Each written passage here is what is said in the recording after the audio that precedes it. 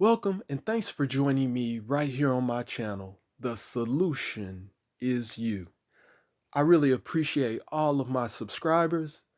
If you are just stopping by the channel and enjoy the content, then make sure you hit that like button, subscribe to my channel. With that, let me go ahead and get right into today's subject. Now, the topic of today is corner cutters. Now, from time to time, I do like to tie in some of the subjects that I've covered in the past.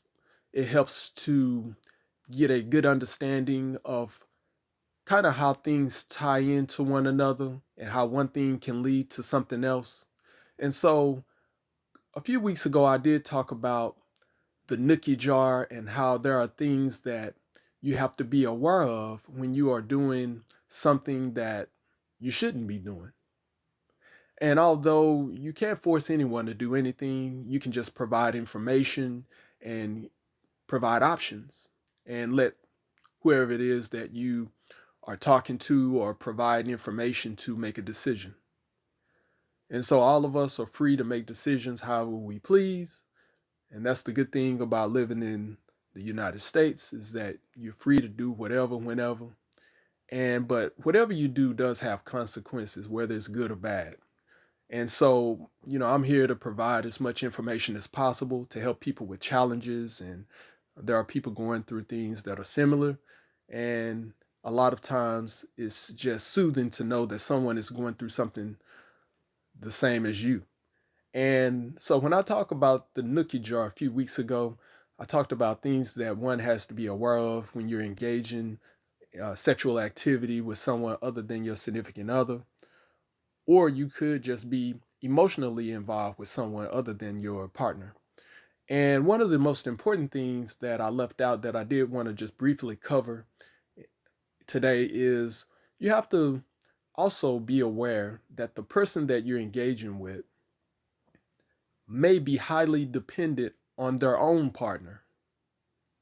So usually when you are doing, let's say, something with someone, and just because they're engaging in the same thing that you are, you would like to believe that there is some type of allegiance involved. So if someone, let's say, for instance, let's take if you're committing a crime or something like that, maybe you're stealing something out of the store, and someone, you have a buddy or something that's with you, and they're taking something. So you would like to believe that this person would be loyal to you because they're engaging in the same activity. But that's not necessarily true, as we see day to day. We see in a lot of different scenarios where people get in trouble. They're going in to do something together, they get in trouble, and one person snitches on the other, or one person doesn't want anything else to have to do with the other person once things go left. And that's the same thing when you're engaging in having your hands in the nookie jar. Is you also have to be aware that the person that you are dealing with may not be loyal to you, regardless of whatever you're engaging in. And so this person may be heavily dependent on their partner, which means their partner may be paying all of their bills. Their partner may be furnishing a home for them.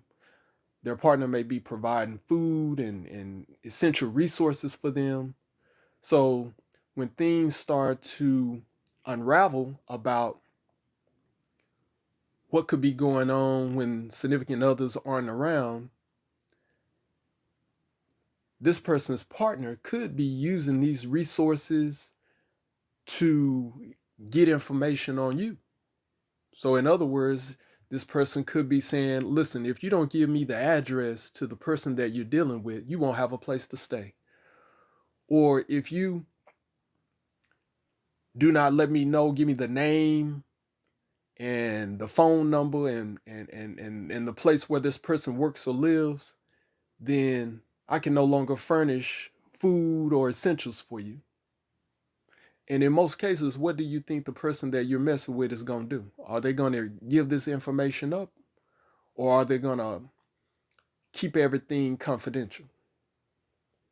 And so this can be very dangerous because you never know when somebody's lurking outside of your residence, or when someone's following you, or someone is waiting on you to walk out of your job or something like that, or when you're getting into your car, somebody run up on you.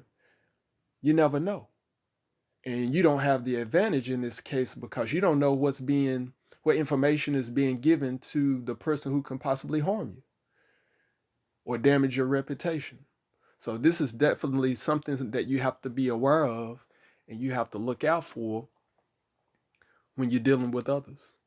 And this goes for anyone. This goes for people you're emotionally tied into, or uh, uh, acquaintances, strangers. So you have to be aware of who you're with. So when we talk about corner cutters, which is the topic of today, corner cutters are people who are looking to gain some sort of an advantage, and usually it's not based in good character. So working efficiently and cutting corners are not the same thing. So when you're working efficiently, you're basically utilizing policy. You are usually working ethically. You are considering how your actions affect others. And you are trying to do all of this timely. When you're cutting corners, you're basically, the only thing that matters to you is you getting things done under any means necessary, and doesn't matter who it affects. So these are two different things. And so when you talk about cutting corners, it's important that building character is very essential, because when you're working on your character, you're working on who you are and how what you do affects others. And you definitely don't want to affect someone in a negative way, because you never know when you may need to utilize this person. And this goes for strangers. That's why it's so important to build your character and not worry about necessarily money, and worry about how things just affect you.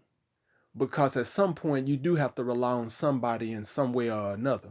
Because with commerce and getting things done out here, you have to rely on others, sometimes directly and indirectly. And so sometimes a lot of us, we get too tied into money. Money is everything. How many dollars can I make in an hour? How much money can I bring in monthly? What am I making annually? But people exist every day. You have to deal with people. You have to talk to someone. You have to work with someone. You have to understand how people think. You have to understand how people move. And all of this affects you. So a while back, I had a friend, and I talked about this in a previous video, that would waste a lot of time doing nothing each day, and was just happy as long as he had a job, everything was good. But daily would just play video games day in, day out, until he lost his job and things went downhill because he didn't set himself up. And so with this particular person and how it relates to your character, cutting corners. So he ended up putting one of his friends on at his job. So he got him a job. He said, look, there's an availability. I'm going to put you on. I'll put a word in for you. You just come on down, show up. I get you trained up, and we'll take it from there. So the person shows up. Now, he was a little younger. So he shows up. He gets trained. So he's working for a few months. And so the guy who was my friend, he would always let the guy come over his house. And so when they would be over the house, they would be playing video games all the time. So the guy would just come over randomly, and they would sit in the house and they would chat. And sometimes when I would come over, after I'm doing my thing, I just stop by, just see what's going on. And they would be in there chatting. Now, I want you to keep in mind that my friend was married. They had kids, and yet he had this guy over almost every day. So one day, my friend, we no longer talk because I had to move on. But one day he told me, he said, man, this guy has child support problems. So he's behind on his child support. So he was months behind, and he was having disputes with the mother of his child. But yet he continued to work, and he continued to come over my friend's house often. So one morning, my friend's wife takes him to work. So they jump in the car, and it's early in the morning before the sun comes up. And so they were working he was working like about maybe 30, it was like a 30-minute ride, maybe 35-minute ride to get to his job from his house. So they jump in the car, wife is taking him to work.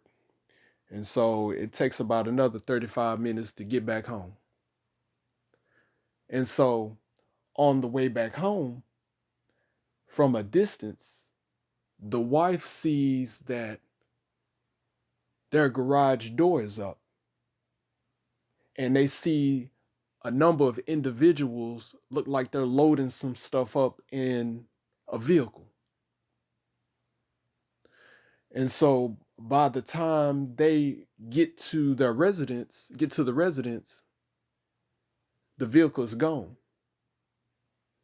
So once inside, it's discovered that purses are missing, clothing, jewelry, electronics, all the televisions, speaker systems, shoes, all sorts of things are missing.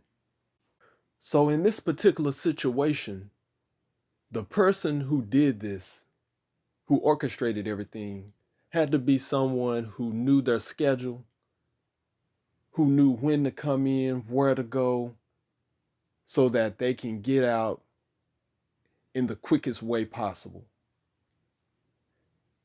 And who you think was responsible for all of this? The guy that he put on at his job, and the guy that he let in his house every day, the guy that was having trouble paying his child support, wiped them out of almost everything that they had. So the lesson behind this is you can't cut corners with your character or vetting someone else's character.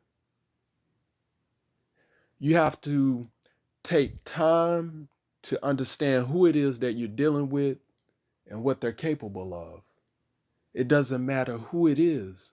And a lot of times we risk it all just for temporary enjoyment, or we risk it all just for something that is only going to last for 5 to 10 minutes.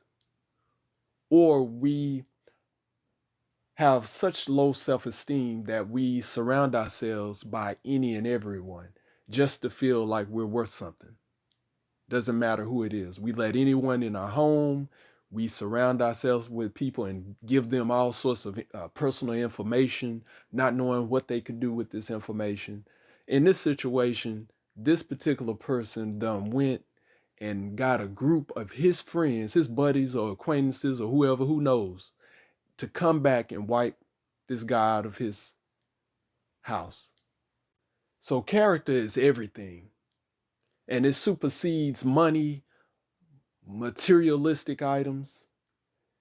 It supersedes what other people think about you.